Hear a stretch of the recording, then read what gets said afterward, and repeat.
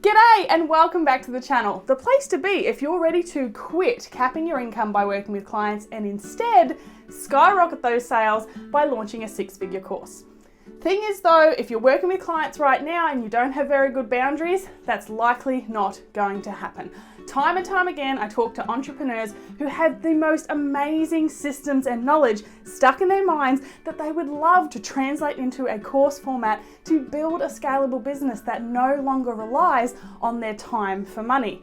However, their client load is so at capacity that they just can't find the time to actually be building that course. And the thing is, this is a fairly easy problem to solve because for the majority of business owners I work with who are in client-centric businesses right now, the problem isn't that they're capped out with clients. The problem is that they don't have boundaries around the way they work with those clients. And so today, I'm going to be talking all about how you can be building better boundaries with your clients so you can start finding time to build the scalable business you've been dreaming of and eventually maybe even make the decision to have no clients at all. If that's something that interests you and you would like to get away from that time for money kind of business, then keep on watching. Now, managing boundaries with clients can be a bit of a tricky business because boundaries do tend to shift, or the types of boundaries that you need with your clients can be different depending upon which part of the client journey you're currently on with that potential client. And so I've broken this video down into the three parts of the client journey, those being when you're prospecting, when you have new clients, and if you have existing clients, so that you can see where your potential boundary mishaps might be, and so that you can actually create better boundaries for yourself depending upon where in the client journey you find yourself with each and every client coming into your business. To start with, let's look at when you're prospecting for new clients or you're having all of those connection and discovery calls to decide whether this new client is actually a fit for your business. And that's the first clue there, is that when you're going into these interviews, I want you to remember that these interviews are not just about them interviewing you, but about you interviewing them to see if they are the ideal client fit for your business. You've probably heard a lot of different entrepreneurs online harp on about needing to know your ideal client. And this is one of the reasons why. If you don't know exactly the kind of person that you want to be working with, not just in the way that they look or the different demographics that they're a part of,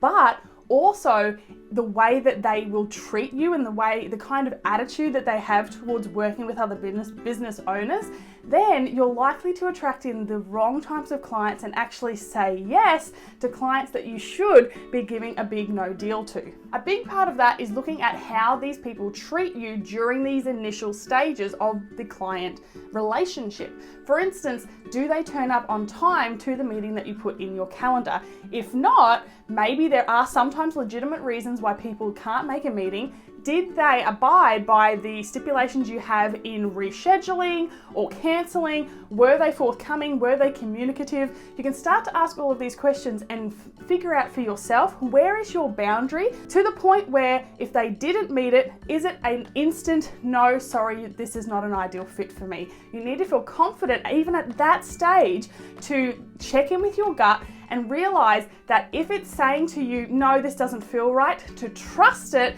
and actually just let that relationship go. If you continue to go further into it, you run the risk of actually finding yourself in a situation where you're saying yes to a client that just isn't an ideal fit. And if that's the way they're going to show up at the very beginning of their relationship with you, there's a very good chance that that's how they're going to continue in the months or years moving forward working with you. Something else that's important to look at is the conversation that happens when you're on one of these discovery calls. Obviously, you should have lots of questions of your own to bring to these calls and not just let them all be coming from the client in your direction. You want to be qualifying to see if they are an ideal fit for you and your business. So make sure you come prepared and really listen to the types of language they use, check in to see what their opinions or beliefs are around certain things, to see if they're a real mesh, not just from a business perspective, but also from a personality perspective. Are they the kind of person that you're happily going to jump on a call with or look forward to doing work for? Or are they the kind of person that maybe isn't a mesh personality-wise that you're going to dread having to have any interaction with? If you feel that in any way. Don't kid yourself into thinking that it will get better. That is your gut trying to tell you that this is a no-go.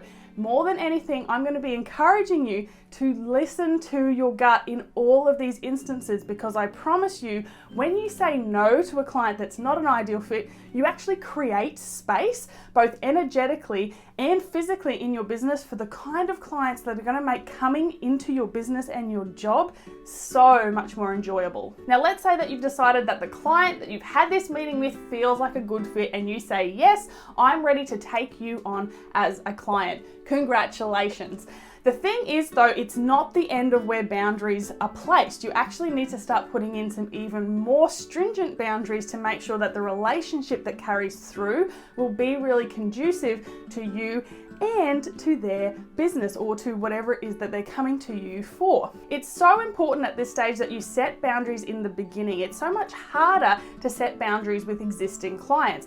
Not impossible, and I'm going to talk about that in a little while, but it is really the case that if you can set some solid foundations for the expectations of the way you want to be worked with at the beginning, then you're really going to have a better chance of moving through the relationship and the work that you're doing together in a far more comfortable and enjoyable way. The best way that you can start this off is by having a contract. And the truth is, I see a lot of entrepreneurs online, maybe especially in the coaching space, who don't really feel that they need contracts. I've definitely been in this place before, where I tend to have worked in more of a trusting manner. The thing is, I'm not putting contracts in place in my business anymore for the fact of trying to be legally protected. That's definitely a side of things, but I'm not addressing here. What I like to have contracts for now is to explain the playing field from a boundary perspective to these clients so that they know how to work with me. For instance, I like to make sure that my communication channel and method is very clearly explained here. For instance, I like to keep all of my client communication in one channel. Otherwise, I find myself having to check emails and Facebook Messenger and Voxer and all different platforms, which can get so messy, and it's part of that overwhelm that's happening in your business, which is disallowing you from being able to pursue something like building a course. So if you choose just one method that your clients can communicate with you via, you are going to have so much less headspace taken up thinking about all the different channels that you need to be checking in with daily or weekly, however often that is. Which brings me to the second point of the contract communication methods, which is to talk about your office hours. I am not in favor of service providers being available at all hours of the day, night, whatever have you. It's really important that you set down some office hours where your clients can expect to be able to get in contact with you and where you can expect to be showing up. You need to base these based on what works best for your schedule. Don't feel as if you have to be available Monday to Friday, 9 to 5, or what any other entrepreneur is doing. Set those office hours based on what works for your schedule. For instance, you might say to your clients that they could use a service like Voxer, and they can leave a message at any time, day or night, when it pops into their head, so that they can get those thoughts out in the way that they first came into their mind. However, you won't be checking the Voxer channel until certain times of the day. And you might say that you only check it once a day between 9 a.m. and 11 a.m., whatever works for you. As long as you're clear about it in the beginning, your clients can either choose to raise if they have concerns with it, at which point you can have a dialogue. And again, that might be an opportunity for you to decide this client really isn't a fit for me, or they can just feel comfortable knowing when they're going to hear from you, and then they don't have any qualms moving forward and are not likely to try to push that boundary and try and get in contact with you at a time outside of those office hours. Obviously, the contract also needs to include what services you have agreed to provide, again, just for that boundary setting, so that if there's ever scope slippage that happens in terms of the project that you're working on or in the way that you're working with this client, you always have a document to come back to say, well, actually, what you're asking me is outside the parameters that we agreed to. And then you can start to discuss whether they need to find someone else to do that work, or if you're going to charge some extra cash in order for you to be able to take on that additional work. This contract really empowers you to make those decisions and have those conversations without feeling like you're being a bitch. We're also going to talk a little bit more about that later. And so that you can come to those conversations feeling confident that you've been really transparent about the way that you work with people. The final thing that I suggest that you have as part of your contract is any expectations that you have around payments. For instance, when they need to be paid, how they'll be paid, if you have a specific method of payment, be it PayPal, Stripe, a bank transfer, whatever it is, having those stipulations down, as well as what happens if a payment is delayed or fails, because you need to be protected to know that if someone doesn't pay your invoice, you are not going to do the work, or whatever it is that you decide is your boundary. Again, the boundary is up to you, but you should have one so that if you run into that situation, you have a document again to refer back to and say, I understand that it's been a tight spot, but as my contract states, this is what happens when a payment is delayed. Finally, with new clients, I just want to address one of these commonly used phrases that I think a lot of service providers kind of wear as a badge of honor, and that is that they want to under-promise and over-deliver. I have been so guilty of using this phrase and thinking that it set me apart from all the other service providers. The truth is though, under-promising and over-delivering is a recipe for boundary breakage.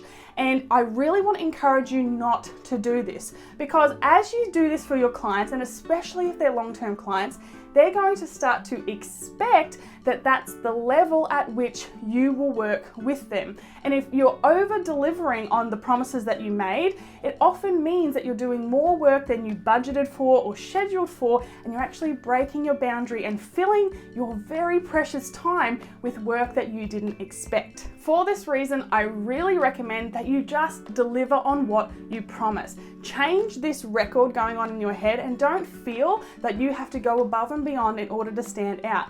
If your client is asking you to stand out from the crowd, especially when you're in that prospecting phase, this is an opportunity for you to say, you're not the client for me, because I will deliver on what I promise, and those other providers who are saying that they're going to do everything and include the kitchen sink might disappoint you, and if that's who you would prefer to go with, then you have those options available to you. You don't have to feel bad, and don't feel pressured, especially if you're being compared to other providers, to have to do those same promises and give those same expectations, because again, it's just breaking your own boundaries. Now let's talk about if you have existing clients who maybe don't have the same boundaries in place as your new clients. This is really common if you've been a service provider, or even if you were just finding your feet and now you have a bit more of a structured business and you realize that some of the promises that you made to the past clients that you've had on for a while no longer really fit the business model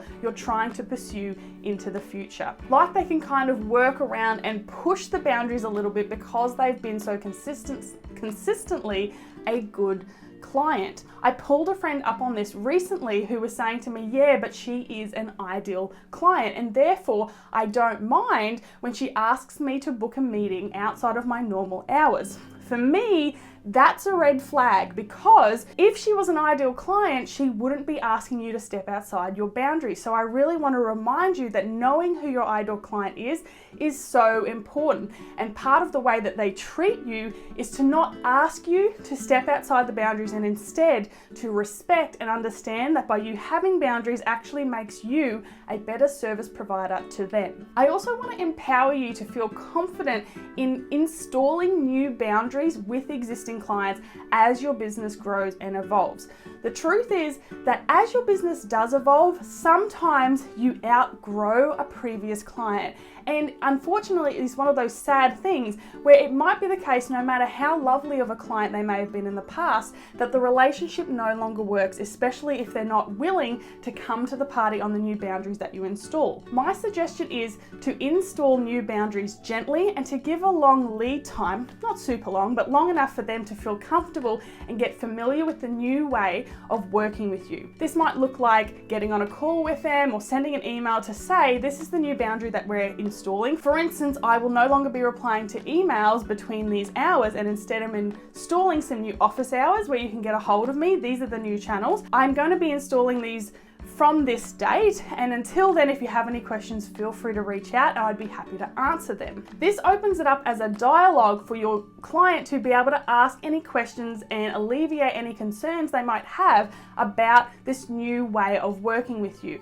Again, it might be the case that after a conversation, they're going to feel comfortable in understanding the new way that you're going to be working with them, and they'll be able to just continue along. If they have real problems with it, you could just say, if this isn't so much of a good fit anymore, I'd be happy to recommend you to someone else who works in a different way to me. I also want to give you a little bit of a mindset reframe around these boundaries, because I know, as I mentioned earlier, feeling like a bitch for having boundaries, especially if you've got new clients, can be one of those feelings that come up, especially for us women who are service providers. We are so afraid of being labeled a bitch or coming across or appearing as one. And so this is a real reason why so many of us continue to push and ignore our own boundaries and to continue to break trust and integrity with ourselves. So I want to remind you and give you a bit of a reframe around boundaries for existing clients by saying that by you being a model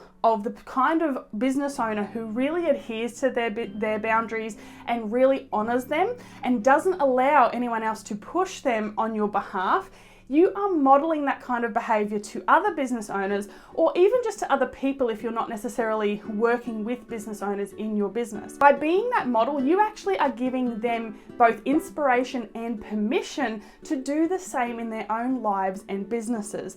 So I really want to encourage you to not feel that bitch mentality and instead to be the permission giver of the boundary living way. Finally, on the bitch front, I just want to remind you that what people say is a reflection of their inner world. And so if someone is labeling you as being a bitch or unfair for installing boundaries that affect them, it's often the case that they just don't feel as confident in their own abilities to install the same kinds of boundaries in their life.